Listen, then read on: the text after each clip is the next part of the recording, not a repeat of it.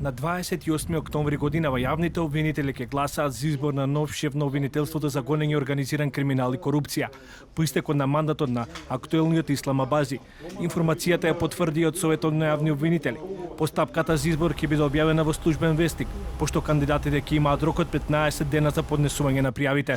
Според актуелниот закон, кандидатот за оваа функција треба да има најмалку 6 години работен стаж како јавен обвинител. Мандатот трае 4 години со можност за повторен избор.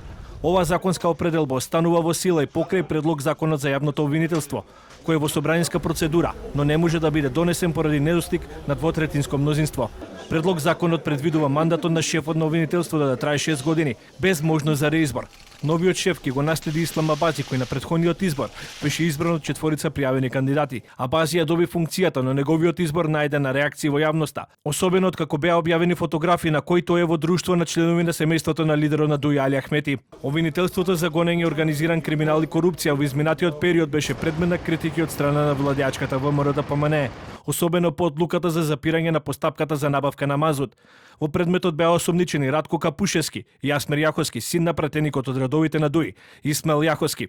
Паралелно, обвинителството отвори и повеќе постапки против актуелни и поранешни функционери. Меѓу нив е и предметот за подкуп против тогашниот директор на Државниот инспекторат за земјоделство Васе Анакиев, како и постапка за злоупотреба на ИПАРД фондовите, во која меѓу обвинетите е поранешниот директор на Агенцијата за финансиска поддршка во земјоделството и руралниот развој, Илија Стоиле.